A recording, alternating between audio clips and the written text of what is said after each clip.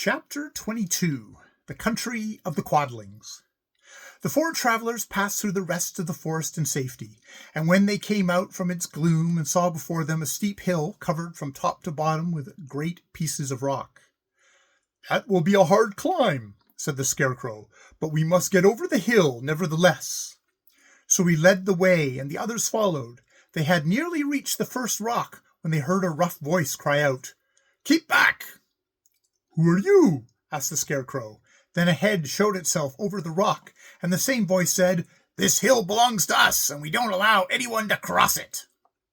"But we must cross it," said the Scarecrow. "We're going to the country of the Qdlngs."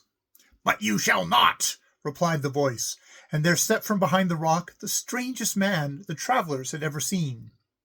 He was quite short and stout, and had a big head, which was flat at the top and supported by a thick neck full of wrinkles. But he had no arms at all, and seeing this, the Scarecrow did not fear that so helpless a creature could prevent them from climbing the hill. So he said, I'm sorry not to do as you wish, but we will pass over your hill, whether you like it or not." And he walked boldly forward. As quick as lightning, the man's head shot forward, and his neck stretched out until the top of his head, where it was flat, struck the Scarecrow in the middle, and sent him tumbling over and over down the hill. Almost as quickly as came the head went back to the body, and the man laughed harshly as he said, "It isn't easy as you think." A chorus of boisterous laughter came from the other rocks, and Dorothy saw hundreds of the armless hammer heads upon the hillside, one behind every rock. The lion became quite angry at the laughter caused by the Scarecrow's mishap, and, giving a loud roar that echoed like thunder, he dashed up the hill. And again a head shot swiftly out, and the great lion went rolling down the hill as if he had been struck by a cannonball. Dorothy ran down and helped the Scarecrow to his feet, and the lion came up to her, feeling rather bruised and sore, and said, "It is useless to fight people with shooting heads. No one can withstand them." "What can we do then?" she asked. "Call the winged monkeys," suggested the Tin Woodman. "You still have the right to command them once more." "Very well," she answered, and putting on the golden cap, she uttered the magic words. The monkeys were as prompt as ever, and in a few moments the entire band stood before her. "What are your commands?" inquired the King of the Monkeys, bowing low. "Carry us over the hill to the country of the Qdlngs," answered the girl. "It shall be done," said the king, and at once the winged monkeys caught the four travellers and Toto up in their arms and flew away with them.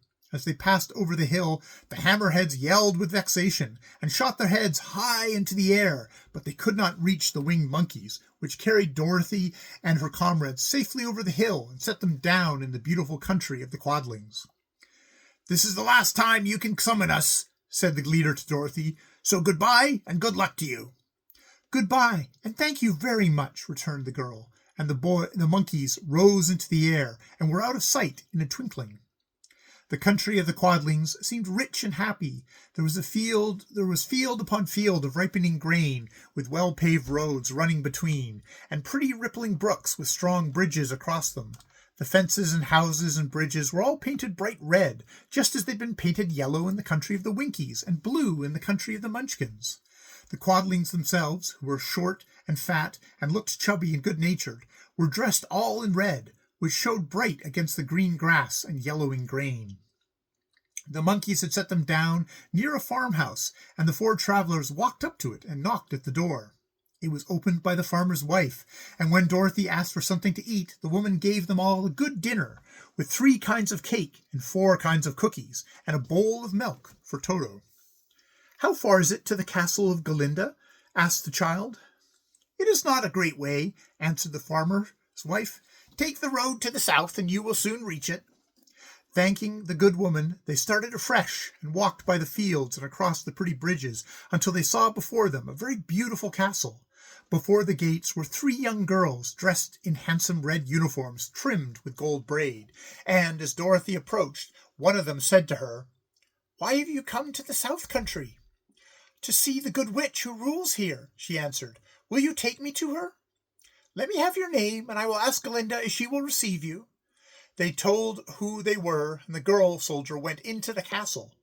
After a few moments, she came back to say that Dorothy and the others were to be admitted at once. End of chapter 22.